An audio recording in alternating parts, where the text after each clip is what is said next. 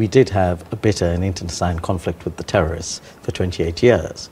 But subsequently, we finally achieved peace in our country under the leadership of His Excellency President Mahinda Rajapaksa. Well, you've achieved a military victory. It's not necessarily the same as a peace, is it? Actually, we're now 4 years post having achieved peace, and I myself have been many times to the north and east, to the previously conflict-affected areas, and it's so wonderful to see the very comprehensive reconciliation, reintegration, rehabilitation and reconstruction program going on. You called Sri Lanka a heterogeneous society, and yes. there's a letter that's been written on behalf of many minority groups, Tamils, also Muslims and Sri Lankan civil society to the Commonwealth, which essentially says there is a lack of progress towards reconciliation. It's calling on the government of Sri Lanka to do things like release or charge all political prisoners and provide full public access about where they're being held. Why isn't that happening? I mean, the conflict didn't end yesterday, it ended 4 years ago. It is very much happening, and that's what I was alluding to.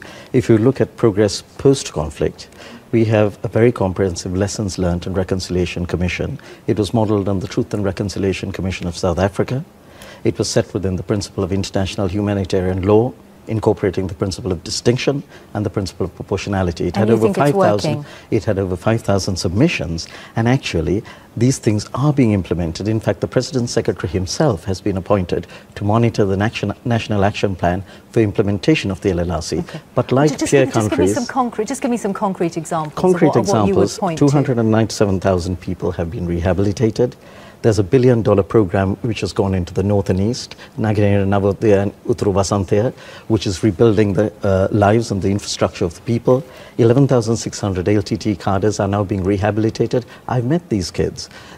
They were cruelly snatched by Prabhakar, and they were fighting, but they didn't know what they were fighting for. It's so wonderful to see them undergoing vocational training, being rehabilitated and reintegrated into society. I don't suppose you ever get to meet the Tamil asylum seekers who come to this country because they say they're still being persecuted in Sri Lanka. I have met many Tamil asylum seekers. When I took up my tenure in September 2011, I invited everyone to come to the High Commission. I meet them on a regular basis. And what do they say? Because obviously they've sought asylum because they don't think that they're going to get a decent quality of life in Sri Lanka. I would say that there are many people who, for various different reasons, come and seek asylum.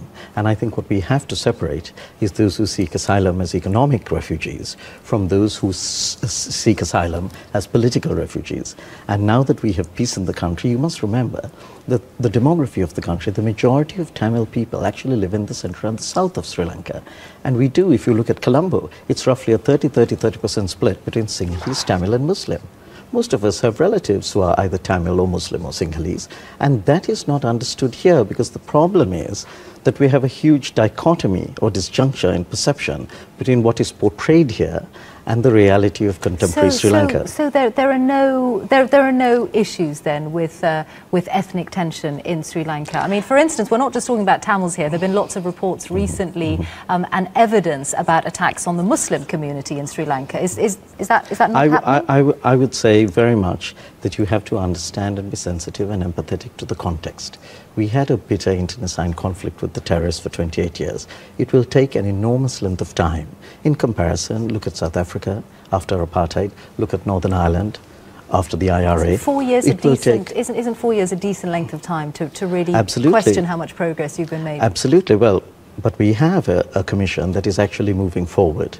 It's not an independent process, though, is it? I mean, one of the things the UN is calling for is for a proper, impartial, independent process, which would essentially involve outsiders coming in to assess your record. No, I think that one has to make the distinction between an independent process and an international process. We respect the sovereign rights of Britain, of every other country, and we expect you to respect ours. So we are a sovereign and independent state, and naturally we apply the same courtesies that you would expect us to apply for your country. So it is different from an international inquiry. We do have an independent inquiry, and I think many people initially criticized the LLRC process until they actually saw it. When they saw it, it was a 380-page document. It was critical of government. And the President not only released it, but released it in full.